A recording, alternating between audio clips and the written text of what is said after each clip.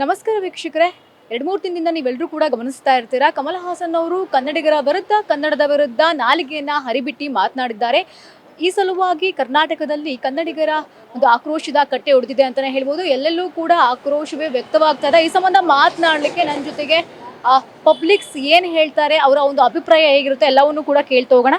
Sir ನಮಸ್ತೆ. ನಮಸ್ಕಾರ sir, ಗಮನಿಸ್ತಾ ಇದ್ದೀರಾ ಏನೇನು ಆಗ್ತಾ ಇದೆ ಅಂತ? ಅಂದ್ರೆ ಕನ್ನಡ ತಮಿಳಿನಿಂದ ಹುಟ್ಟಿದೆ ಅನ್ನೋ ಒಂದು ರೀತಿಯಲ್ಲಿ ಅವ್ರು ಹೇಳ್ತಾ ಹೋಗ್ತಾರೆ. ಒಪ್ಕೋತೀರಾ ಸರ್ ನೀವು ಇದನ್ನ? ಇಲ್ಲ ಅದು ತಪ್ಪದು. ಕಮಲ್ ಹಾಸನ್ ತಪ್ಪಾಗಿ ಹೇಳಿದ್ದಾರೆ. ಮೋಸ್ಟ್ಲಿ ಅವ್ರಿಗೆ ಗೊತ್ತಿಲ್ದಂಗೆ ಹೇಳಿದ್ದಾರೆ, ಅವ್ರಿಗೆ ಗೊತ್ತಿಲ್ಲ ಅನ್ಸುತ್ತೆ ಅದ್ರ ಬಗ್ಗೆ. ಆ ಥರ ಏನಿಲ್ಲ ಅದು. ಈ ಕನ್ನಡ ತಮಿಳ್ ಎರಡೂ ಒಟ್ಟಿಗೆ ಅಲ್ಲ, ಅವು ಎರಡೂ ದ್ರಾವಿಡ ಲ್ಯಾಂಗ್ವೇಜಿಂದ ಹುಟ್ಟಿರೋದು, ಅದು ಇತಿಹಾಸ ಇರೋದು. ಬಟ್ ಅವ್ರು ಸರಿಯಾಗಿ ಓದ್ಕೊಂಡೇ ಹೇಳಿದ್ದಾರೆ ಅಷ್ಟೇ. ಸರ್, ಇನ್ನೊಂದು ಏನಾಗ್ತಾ ಇದೆ ಅಂತಂದ್ರೆ, ಶಿವಣ್ಣ ಅವರು ಕೂಡ ಅಲ್ಲಿ ವೇದಿಕೆಯನ್ನ ಹಂಚ್ಕೊಂಡಿದ್ರು. ಪ್ರೋಗ್ರಾಮ್ ಆದಂತಹ ವೇದಿಕೆಯಲ್ಲಿ ಅವರು ಕೂಡ ಇದ್ರು. ಆದ್ರೆ ಅವರು ಅಲ್ಲಿ ಮಾತಾಡ್ಬೋದಿತ್ತು ಅನ್ನೋ ಒಂದು ವ್ಯಕ್ತವಾಗ್ತಾ ಇದೆ. ಈ ರೀತಿ ಅವ್ರು ಮಾತಾಡ್ಬೋದಿತ್ತು, ಅಲ್ಲೇ ಅವ್ರಿಗೊಂದು ಜವಾಬ್ ಕೊಡ್ಬೋದಿತ್ತು ಅಂತ ಹೇಳ್ತಾ ಇದ್ದಾರೆ.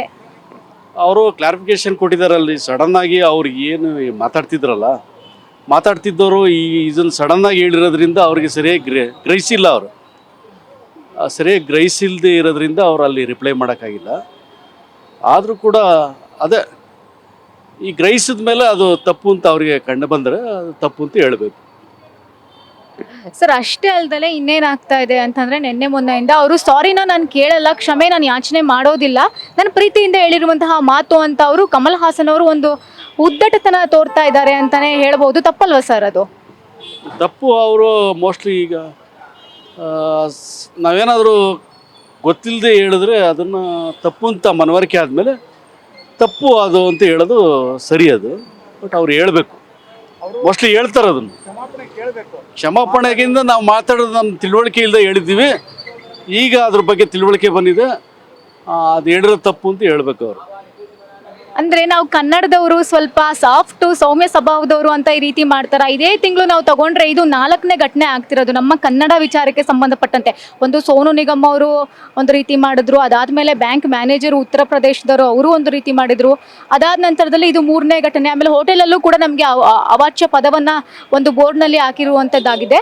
ಸೊ ಅಂದ್ರೆ ನಾವು ಸುಮ್ಮನೆ ಇರ್ತೀವಿ, ಎಲ್ಲದನ್ನು ಸಹಿಸ್ಕೊಳ್ತೀವಿ ಅಂತ ಬೇಕಂತಲೇ ಕನ್ನಡಿಗರನ್ನ ಟಾರ್ಗೆಟ್ ಏನಾದರೂ ಮಾಡ್ತಾರ ಅಂತ?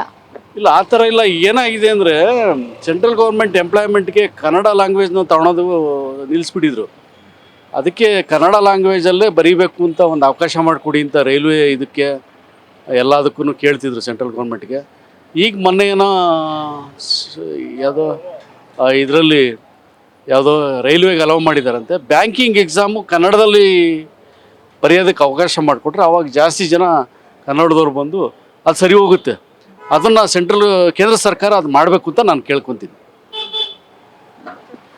ಅಷ್ಟೇ ಅಲ್ದನೇ ಅವರು ಒಂದು ಸಿನಿಮಾವನ್ನ ಇಲ್ಲಿ ಬ್ಯಾನ್ ಮಾಡಬೇಕು ಅಂತ ಕೂಡ ಎಲ್ಲರೂ ಕೋಟ್ಯಾಂತರ ಕನ್ನಡಿಗರು ಹೇಳ್ತಾ ಇದ್ದಾರೆ. ನಿಮ್ಮ ಪ್ರಕಾರ ಇದು ಸರಿನಾ? ಅಲ್ಲ, ಅದು ಕ್ವಶನ್ ಅಂದರೆ, ಈಗ ಅದು ಅವ್ರ ಕ್ಷಮೆ ಕೇಳಲಿಲ್ಲ ಅಂದರೆ ಅದು ಬರುತ್ತೆ. ಆಮೇಲೆ ಏನಾಗುತ್ತೆ, ನಿರ್ಮಾಪಕ ಕಾಸಾಕಿರ್ತಾನೆ, ಇವ್ರು ಇಷ್ಟ ಬಂದಂಗೆ ಮಾತಾಡ್ಬಿಟ್ಟು ಅವ್ರಿಗೆ ತೊಂದರೆ ಕೊಡ್ತಾವ್ರೆ ಅಂತ ಅನಿಸುತ್ತೆ. ಬಟ್ ಅವ್ರು ಕ್ಷಮೆ ಕೇಳ್ತಾರೆ ಅನಿಸುತ್ತೆ. ಆವಾಗ ಏನಾಗುತ್ತೆ, ಇದು ನಿರ್ಮಾಪಕರು ನಿರ್ದೇಶಕರು ಎಲ್ಲ ಅವ್ರ ಮೇಲೆ ಒತ್ತಡ ತಂದು ಅದನ್ನು ಕ್ಷಮೆ ಕೇಳಿಸಿದ್ರೆ ಅವಾಗ ಆ ಕ್ವಶನ್ನು ಉದ್ಭವ ಆಗಲ್ಲ. Thank you sir, thank you so much.